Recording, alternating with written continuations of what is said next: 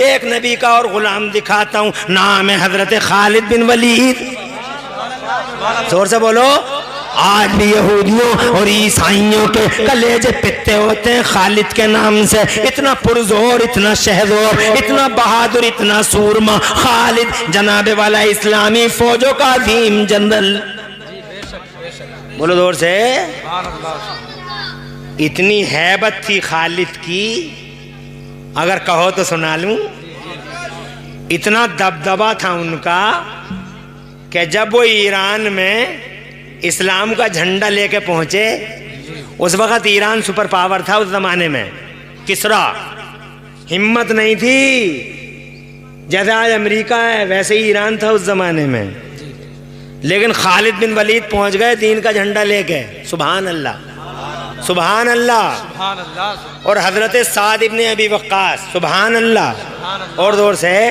अरे पढ़ा करो हिस्ट्री, तुम कहाँ पढ़ते हो इन बातों से ही फुर्सत ना। नबी में इल्म गैब नहीं था। अबे कुछ और नहीं पढ़ सकता, कुछ और नहीं बता सकता, इसके अलावा कोई काम भी है तुझे? दीन का झंडा, इस्लाम का झंडा ईरान में। तो उस वक्त जो सुपर पावर था, नाम था किसरा, लक़ब था किसरा। जब उसे खबर मिली, बात मजे की है, जब उसे खबर मिली, इधर सुन, कितना छोटा सा बच्चा, कैसे अल्लाह तुझे जज़ाए खैर दे, तरक्की दे बेटा। ये आगे जो बैठा कितना बादब बच्चा है, ये ऐसे देख रहा है बेचारा, एक जुमला भी मिस ना हो जाए। हाँ हाँ, यही बच्चे तो होते हैं इंशाल्लाह, ये दीन के सिपाही बनेंगे। ऐसे ही सुनते रहो। माशाल्लाह बड़ी खुशी हुई। उन माओं को सलामी पेश करता हूँ जिन्होंने ये बच्चे भेजे नबी के जलसे में। आजकल लोग अपने बच्चों को संभाल के अंदर रख रहे हैं, चार दीवारियों में। मस्जिदों में मत जाओ, जलसों में मत जाओ, अंदर रहो बेटे, पता कुछ नहीं, अंदर रहो। मस्जिदों में भी बच्चे कम हो गए। मैंने कहीं पढ़ा था कि तुर्की में किसी मस्जिद में ये लिखा हुआ था, तुर्की में किसी मस्जिद में ये लिखा हुआ था कि जिस मस्जिद में नमाज हो रही हो और उसमें बच्चों का शोर शराबा ना हो, तो ये समझ लो कि मुसलमानों का फ्यूचर खतरे में है। जी बेशक। जिस मस्जिद में नमाज हो रही है और पीछे बच्चे ना हो, तो ये समझ लो कि इस्लाम का तुम्हारा फ्यूचर खतरे में है। अरे ये अगली नस्ल है, इस नस्ल को बड़ी जिम्मेदारी है हमारे सरों पे, मगर लोग अपने बच्चों को जलसों में नहीं लाते। ये देखिए माशाल्लाह जो आए हैं, इनकी माओं को सलामी पेश करता हूँ। बैठे रहो बेटे। आ गए ईरान की बाउंड्रियों में, पता चल गया उसे सुपर पावर को। जब उसे पता चल गया हजरत खालिद आ गए, तो ऐसा दबदबा था हजरत खालिद का कि वो सुनते ही पीछे को गिर गया। किताबों में लिखा, तारीख में, कि वो सुनते ही पीछे को गिर गया। अब जो हकीम थे, शाही हकीम, पानी छिड़क के सुआ के उसे होश में लाए, बादशाह को होश में लाए। बादशाह होश में आ गया। अब आंखें फाड़ के इधर उधर देख रहा, तो हकीम बोले, हुजूर क्या हो गया था? आली जा आपका इकबाल वलंदर कर रहे, क्या हो गया था? तो वो आंखें फाड़ के बोला, क्या मेरे मुल्क की बाउंड्रियों में खालिद आ गया है? तो हकीम बोले, किसी ने मिसगाइड कर दिया आपको, खालिद तो नहीं आया। तो वो बोला, तुम झूठ बोल रहे हो, खालिद आ गया, फिर पीछे को गिर गया। फिर होश में लाए। तारीख़ इस्लाम में देख लो, आंखों से देख लो। फिर होश में लाए। फिर जब वो होश में आया तो हकीमों ने फिर पूछा, हुजूर क्या बात है? अलीजा आपका इकबाल बुलंद रहे सरकार, बात क्या है? बोले, क्या मेरे मुल्क की बाउंड्रियों में खालिद आ गया? बोले, आपको किसी ने मिसगाइड कर दिया, खालिद नहीं आया। बोले, तुम झूठ बोल रहे हो, खालिद आ गया। और फिर कहा पीछे को गिर गया, होश में ही नहीं आ रहा। एक दिन बीत गया, 2 दिन बीत गए, तीसरा दिन भी यही जनाब वाला हालत रही। होश में आता था, याद आता था, बेहोश हो जाता था, होश में आता था, याद आता था, बेहोश हो जाता था। यहाँ तक कि किताबों में, हिस्ट्री की किताबों में लिखा है, चौथे दिन का सूरज, चौथे दिन का सूरज वो बादशाह अपनी आंखों से देख ना पाया और हमेशा के लिए दुनिया से चला गया। अल्लाह अकबर। खालिद की हैबत देख रहे हैं आप। इजाजत है और थोड़ा सा बढ़ लूं? अब ये तो मर गया, मगर जब एक कुत्ता जाता है तो दूसरा कुत्ता उसकी जगह फौरन आ जाता है। कुल्लमा खला कल्ब हल्ला महल्लहु कल्बुन आखर। कुल्लमा खला कल्ब हल्ला महल्लहु कल्बुन आखर। आ गया, मीटिंग बुलाओ, सबको बुलाओ, लाखों को बुलाओ, ऐसा करेंगे वैसा करेंगे, यूनाइटेड हो जाएंगे, एक प्लेटफॉर्म पे बैठ जाएंगे, सर काट लेंगे, इस्लाम का खात्मा कर देंगे। और जी एक बड़े मैदान में सबको बुला लिया। अब सब आए, हजारों लाखों लोग। अब बादशाह स्टेज पे आया। तब 2 मिनट की बात, बादशाह स्टेज पे, उनका जो मजहबी लीडर था, पोप जिसे कहते हैं, वो पोप भी साथ में बादशाह के, क्योंकि ईसाई अपने पोपों की बड़ी इज्जत करते हैं। हाँ, पोप उनके पोप होते हैं, जैसे तुम्हारे यहाँ ये होते हैं ना, तुम मौलवी कहते हो, वो अपने यहाँ पोप कहते हैं। तो वो पोपों की बड़ी इज्जत करते हैं, मगर अफसोस का तुम अपने मौलवियों की उतनी इज्जत नहीं करते हो, बल्कि मौलवियों के खिलाफ तो बाकायदा मोर्चाबंदी होती है, चुगलखोरियाँ होती हैं, चुगलखोरियाँ।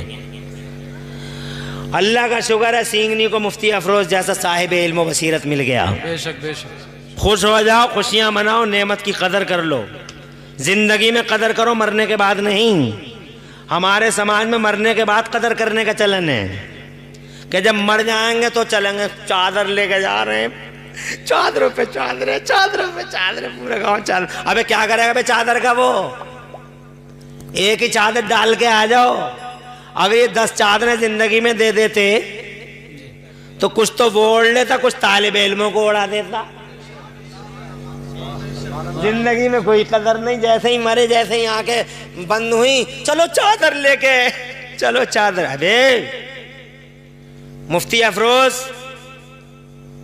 अल्लाह ने नेमत की तरह दिया सींगनी को, और मुझे इस बात की बहुत खुशी हुई है ये जान के कि सींगनी की जमीन पे तुम्हारी नस्लों के मुस्तकबिल के लिए, अफरोज के लिए नहीं, अफरोज के बच्चों के लिए नहीं, तुम्हारी नस्लों की बकाए बाहमी के लिए, तुम्हारी नस्लों को परवान चढ़ाने के लिए, और अपनी जिम्मेदारी का एहसास किया उन्होंने कि मेरे जिम्मे क्या चीज है अल्लाह की तरफ से। उन्होंने यहाँ सींगनी में जनाब वाला एक जगह खरीदी और वहां अल्लाह रसूल का झंडा खुदा के कदम मुर्तकस करने का प्लान है। अल्लाह की कसम, ये लोगों अल्लाह तौफीक दे तो हाथ बटाओ, जी बेशक। साथ दो। सबको मर जाना है, लेकिन जो अगली नस्लें आएंगी, अगर वो जनाब वाला कुरान और हदीस से बेबहरा रही तो लाइन में मैं खड़ा हूंगा और तुम खड़े हो गए। अल्लाह के यहाँ जवाब नहीं दे पाएंगे हम और आप सबके सब। अल्लाह पूछेगा क्या किया अगली नस्लों के लिए? अपने लिए तो जनाब वाला तुमने अलमारियां भर ली, अपने लिए मकान भर लिए, अपने लिए 10-10 मंजिला इमारतें बना ली, अपने लिए तो जनाब वाला इतने बड़े बड़े महल खड़े कर लिए तुमने, अपने लिए तो फॉर्च्यूनर भी ले ली थी, अपने लिए तो तुमने सब कुछ किया, मगर ये बताओ आगे आने वाली नस्लों के लिए क्या किया? तो जनाब वाला मुजरिमों की तरह खड़े होंगे। तुम सबके लिए मौका है, मुफ्ती अफरोज ने एक मोर्चा खोला है, सारे के सारे शरीक हो जाओ, ऐसे ही वालों की जनाब वाला कदर करो, मान दो, सम्मान दो। आगे बढ़ता हूं, इजाजत चाहता हूं। हज़रात एक मीटिंग बुलाई गई, उस मीटिंग में सब आए, लाखों लोग थे। इधर पोप बैठा, इधर बादशाह बैठा, इधर और लोग बैठे। बहुत देर हो गई, न उधर से कोई आवाज आई न इधर से कोई आवाज गई। तो सामने से एक बुढ़ा बोला खड़े होके, अगर गुस्ताखी माफ हो शहंशाह, तो मैं ये जानना चाहता हूं कि आज हम यहां क्यों आए हैं। इसीलिए तो आए हैं ताकि हम इस्लाम और मुसलमानों के खिलाफ, इस्लाम और मुसलमानों के खिलाफ मंसूबा बंदी कर सकें, प्लानिंग कर सकें कि मुसलमानों को मिटाया कैसे जाए, मुसलमानों को मिटाया कैसे जाए। है ना यही बात? तो जनाबे वाला बादशाह बोला हाँ यही बात है। तो बुड्ढा बोला मेरी एक पर्सनल राय है शहंशाह, अगर इस्लाम को मिटाना है तो इस वक्त इस्लाम का सबसे बड़ा हीरो है खालिद बिन वलीद, उसको मार दो, इस्लाम खत्म हो जाएगा। खालिद मर गया, इस्लाम खत्म। खालिद की हत्या इस्लाम की हत्या, खालिद का असैसिनेशन इस्लाम का असैसिनेशन होगा। कहा बैठ जाओ, बूढ़ा बैठ गया। पोप से कहा खड़े होकर कमेंट करो, सही कह रहा गलत कह रहा बूढ़ा। अब पोप खड़ा हुआ, हिस्ट्री बताती है जब पोप खड़ा हुआ तो कुछ बोलना चाहता था, मगर जनाबे वाला आवाज गले में रूंधने लगी, अल्फाज कटने लगे, होठ लड़ने लगे, जुमला बनने को तैयार न था, माफी ज़मीर लफ्जों के कपड़े पहनने को तैयार न था। बड़ा परेशान शहंशाह ने देखा और जनाबे वाला दो टोक कहने लगा कि अरे ओ पोप, तुम तो कहते थे फसीहुल लिसान हो, वलीगुल बयान हो, तलीकुल लिसान हो, मगर तुम मजमा देख के घबरा गए, बात नहीं मन रही। तो पोप बोला नहीं बादशाह, शहंशाह गलत है, मैं मजमा देख के नहीं घबराया, मजमा देख के नहीं घबराया, मजमा डबल भी होता तो मैं बोलता। तो कहा फिर बोल क्यों नहीं पा रहे हो तुम, कुछ कह क्यों नहीं पा रहे हो? कहा शहंशाह मैं क्या बताऊं तुमसे, यकीन करो शहंशाह मैं इस वजह से नहीं बोल पा रहा हूं कि मजमा दादा ना ना ना, मजमा डबल भी होता तो मैं बोलता। तो फिर बोल क्यों नहीं पा रहा हो? कहा इसलिए नहीं बोल पा रहा हूं कि इस मजमे में, जुमला सुनो, इस मजमे में कहीं ना कहीं कोई ना कोई, जोर से सुभान अल्लाह कह दो, इस मजमे में कहीं ना कहीं कोई ना कोई मोहम्मद का गुलाम बैठा है। सुभान अल्लाह। मैं तो ये नहीं जानता कि मोहम्मद का गुलाम किधर है, मगर वो जिधर भी बैठा उसकी हैबत ने मेरी जबान पे ताले डाल दिए हैं और उसके दबदबे ने मेरे दिल पे कंट्रोल कर रखा है। बड़ी दूर से हंसा शहंशाह और हंस के बोला एक मुसलमान कोई आया होगा, उसे जान की फिक्र नहीं है, माल का डर नहीं है, कैसे कर सकता एक मुसलमान लाखों की जासूसी? नहीं आ सकता, नहीं आ सकता। तो बोला यकीन मानिए साहब, किसी बुलंद आवाज वाले को बुलाइए, वो आवाज लगा दे यहाँ आके और ये कह दे कि वो मोहम्मद के गुलाम जो इस मजमे में बैठा हो, वो मोहम्मद के गुलाम, तुझे मोहम्मद का वास्ता, उठ के खड़ा हो जा। बादशाह मेरा यकीन है जब मोहम्मद का वास्ता दिया जाएगा